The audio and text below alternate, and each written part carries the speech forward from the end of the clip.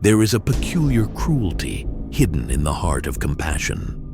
When you see someone drowning in their own darkness, the addict, the self-saboteur, the one perpetually circling the same abyss, something ancient stirs in you. The archetype of the healer awakens. You step forward, extending your hand into the storm, believing that love or patience or reason might be enough to pull them out. But Jung warned of this. The most terrifying thing is to accept oneself completely. The tragedy is that many never do. And when you reach for someone who cannot yet face their own shadow, you don't lift them up. You get dragged under.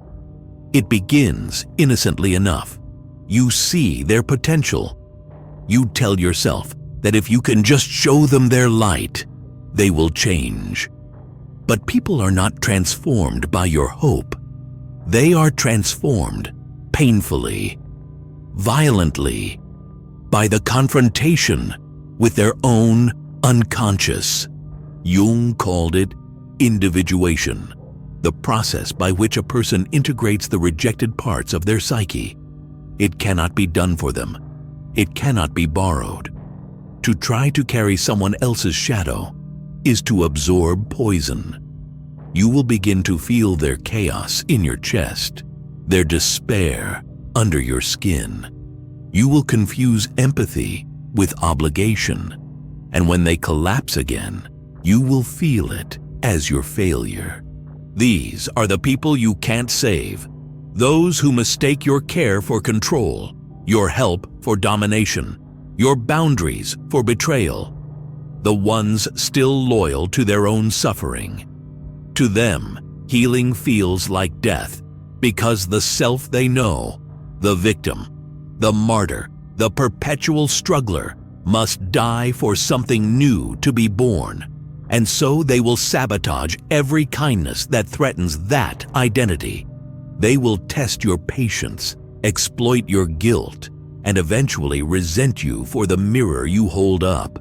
Because to see themselves through your eyes would mean admitting that they were never helpless, only afraid.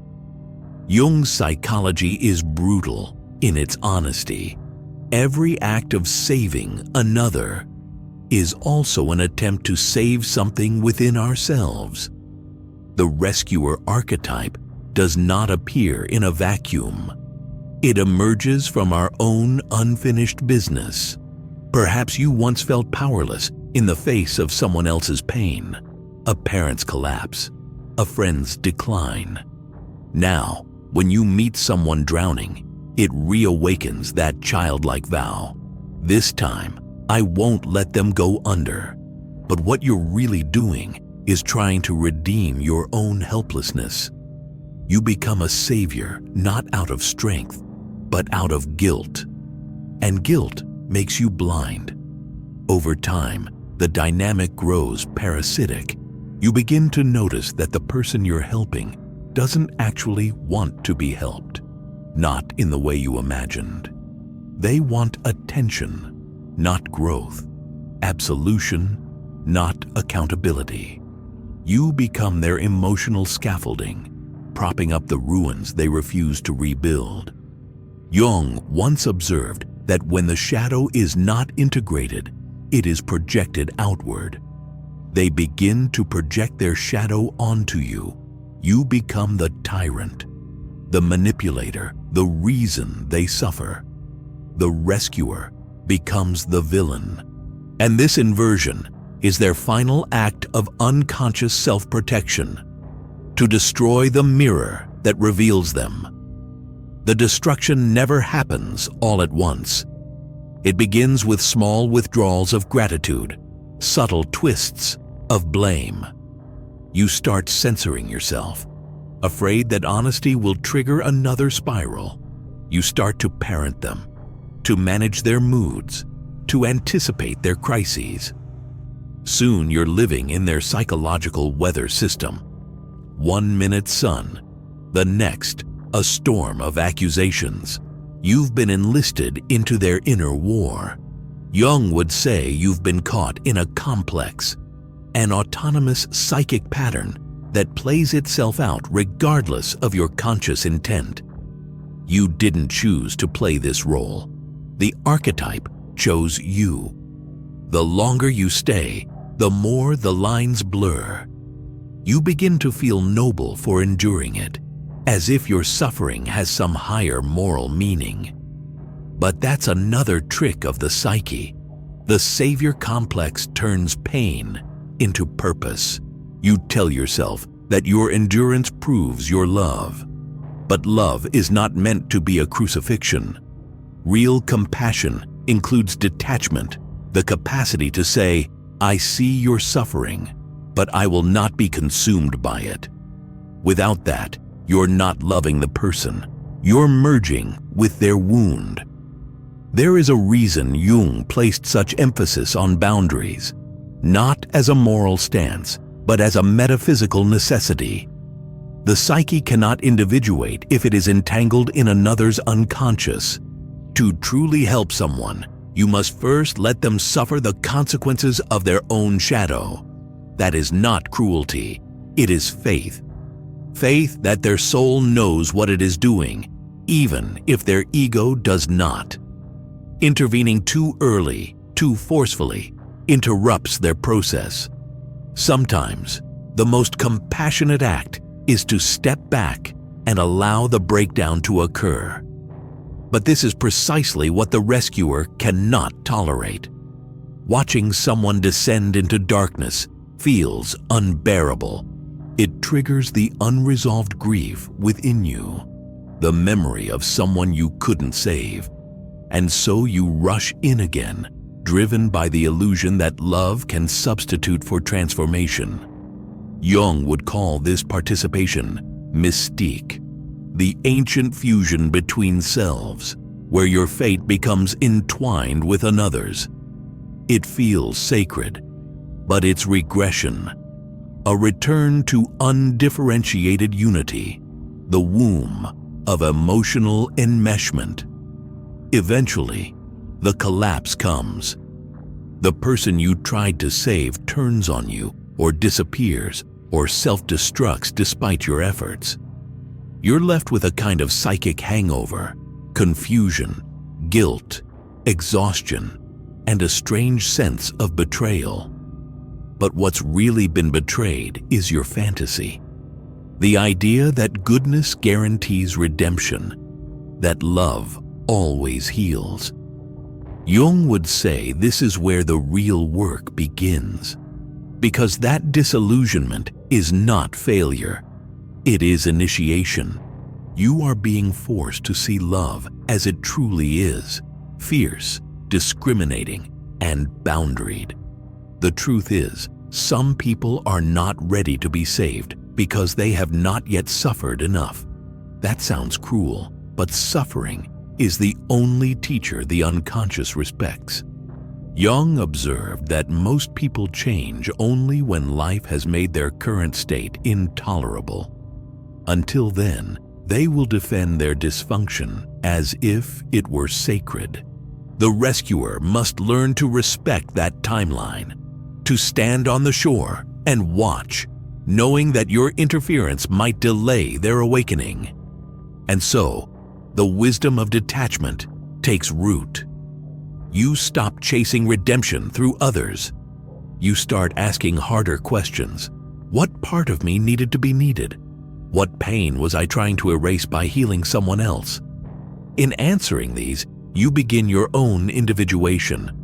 You reclaim the energy once projected outward and use it to confront your own shadow.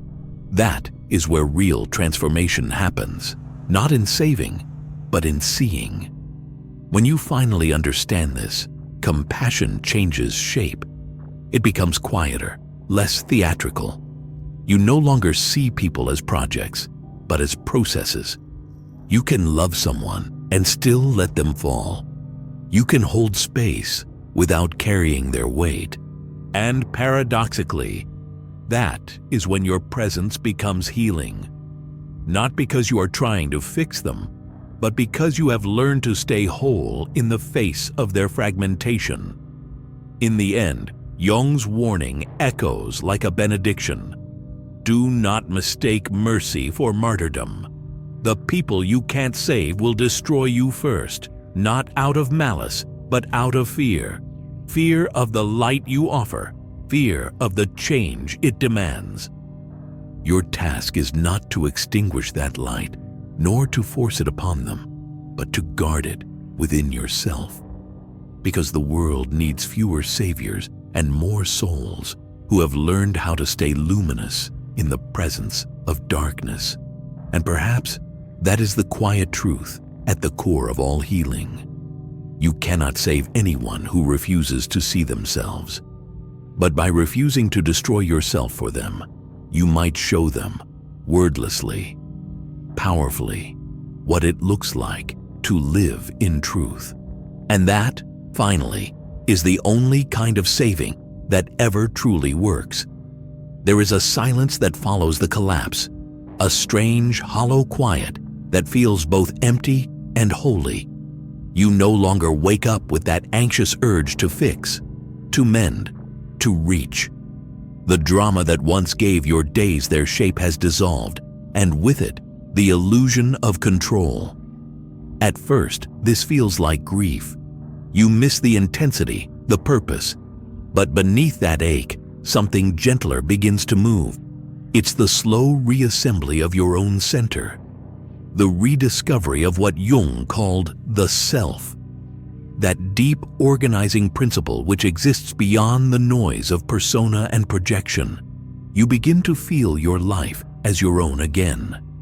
And yet, this freedom is not comfortable. Because when you step out of the rescuer's trance, you must face the void it concealed, the one inside you.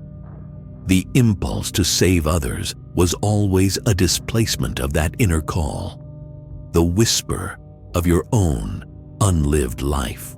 To save yourself, you must now turn inward and meet the neglected child, the silenced artist, the abandoned dream. You realize that what you sought to rescue in others was simply your own unloved reflection. Jung's great insight was that the outer world mirrors the inner. Every person you try to fix is a fragment of your own psyche, asking to be healed. This is where the true descent begins. Without the distraction of saving others, you are forced to confront your own chaos directly. You see how much of your compassion was really fear. Fear of rejection, of being useless, of being alone. You see the way you confused suffering with virtue, as if pain were proof of love. The psyche is cunning in this way. It disguises addiction as altruism and codependence as commitment. You were never just trying to heal others. You were trying to earn permission to exist. And now, standing before that revelation, you finally understand why every rescue failed. It was never about them. It was always about you. This realization can be devastating, but it's also liberating. Because once you stop seeking redemption through others, you become capable of genuine relationship. You no longer need to be superior or indispensable. You can meet people as equals, not as savior and victim, but as two souls walking parallel paths through their own underworlds. Jung described this as the alchemical union, a meeting between whole individuals where love becomes a vessel for mutual transformation, not dependency. Such love doesn't rescue, it reveals. It doesn't promise safety, but growth. You begin to notice how many systems around you thrive on the rescuer dynamic. Families, religions, even cultures. They all depend on the cycle of savior and sinner, helper and helpless. Jung would call this the collective shadow, the shared refusal to take responsibility for our own darkness. When enough individuals awaken from this spell, the entire pattern begins to crumble. The world doesn't need more martyrs. It needs more people who have faced their own shadow and survived. That is how civilizations heal. One self-aware consciousness at a time. And still, you will be tested. The world is full of people who will sense your empathy and mistake it for weakness. They will approach you with the same familiar stories, the same pleas for rescue wrapped in charm, tragedy, or need. But now you see the pattern. You recognize the archetype before it fully enters the room, and instead of absorbing it, you name it silently. Ah, the wounded one, seeking to make me their healer again. You can still offer kindness, but you do not give your soul.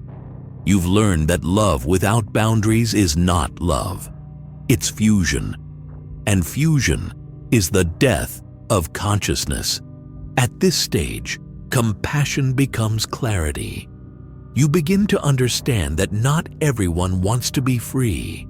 Some people are not yet done worshiping their pain. Some still draw identity from their wounds, and to heal would mean losing themselves entirely. Jung warned that such individuals often resist transformation because it feels like annihilation. To them, suffering is familiar. Wholeness is terrifying.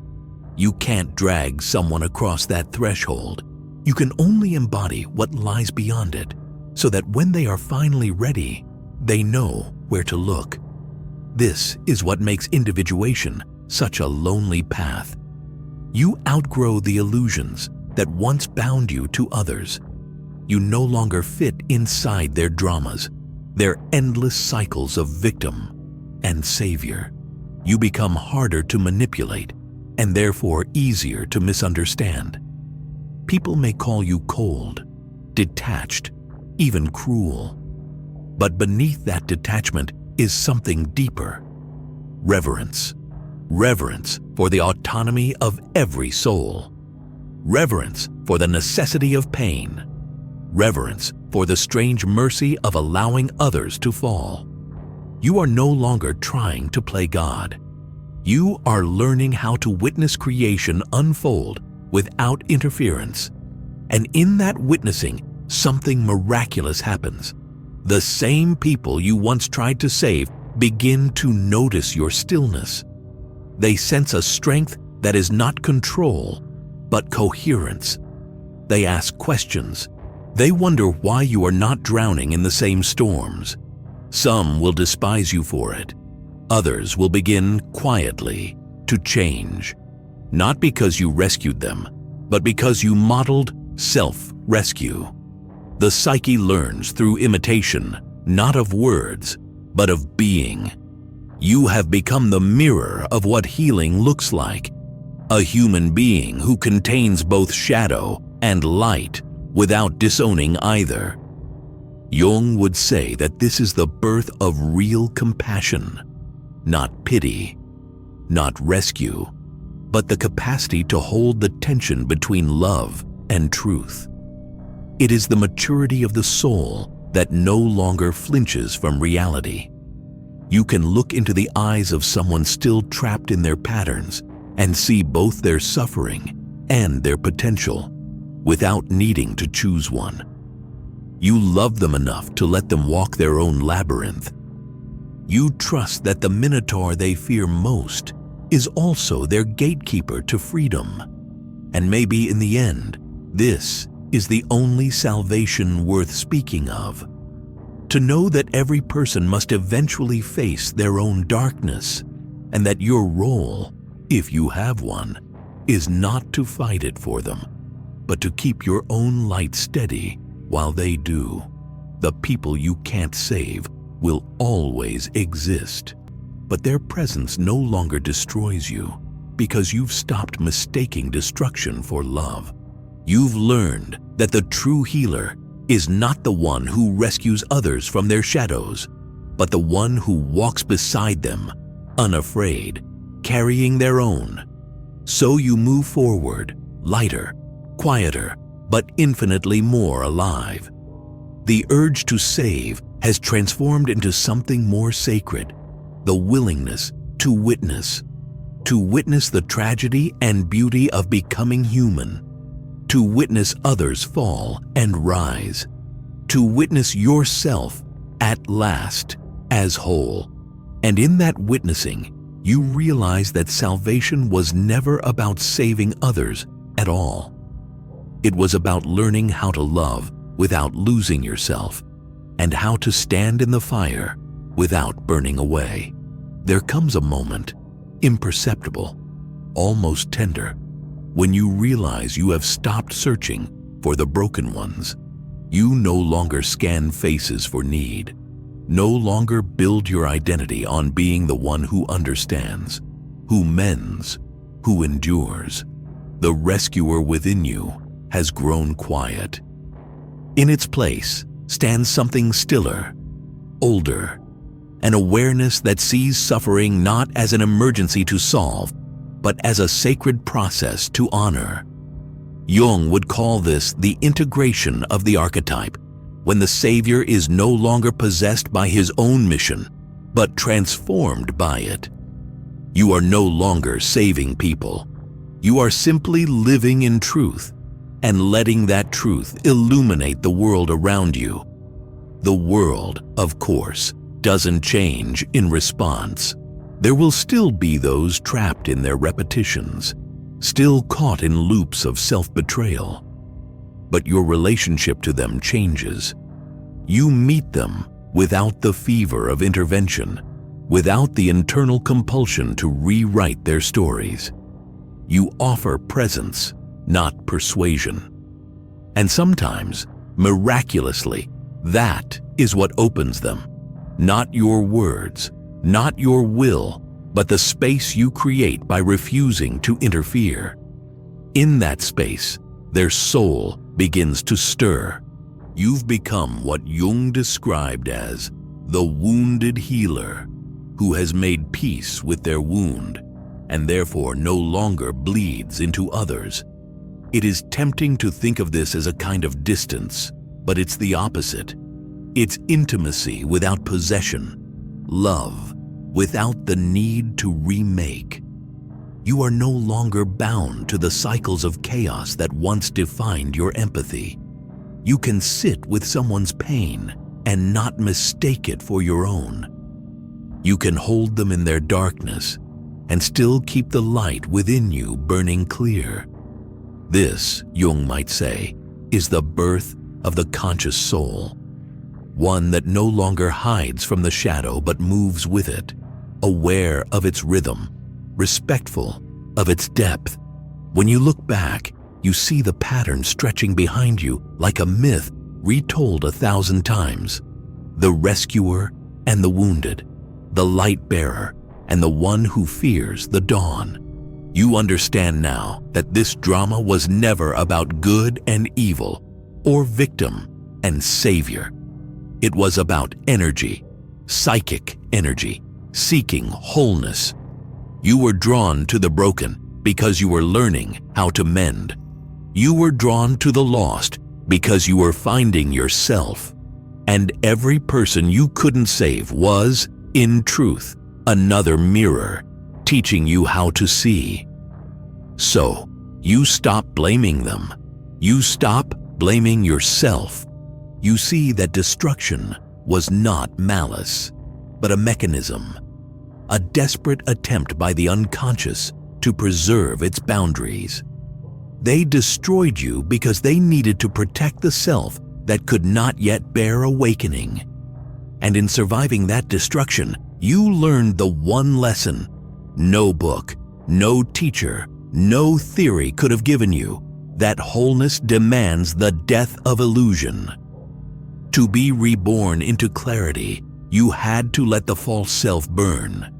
The self that believed love could fix what only suffering could transform. Now you understand the quiet genius of Jung's work, that salvation is not collective, but contagious. When one person becomes conscious, it gives permission, silently, invisibly, for others to do the same. You do not save them. You show them. You do not lead them out. You stand where the light meets the dark and become the proof that crossing is possible. And that is enough. That has always been enough. The people you can't save will continue to walk their paths, some circling the same sorrows for years, others awakening in their own time. You may still cross paths, still feel that familiar ache when you see them struggle. But now, your compassion is seasoned with wisdom. You no longer mistake suffering for depth or chaos for passion. You can love them fully, fiercely, without offering yourself as sacrifice. That is what it means to have integrated the shadow. You no longer need to prove your goodness by bleeding. In the end, the lesson is almost unbearably simple. You can't save anyone who hasn't chosen to meet themselves. You can only guard the flame of your own consciousness, keeping it alive through every encounter, every heartbreak, every test. That flame is your responsibility and your gift to the world. To keep it burning is to serve life itself. So you walk on, carrying your light through the dark places, knowing some will turn away, others will follow, and many will remain asleep. It no longer matters.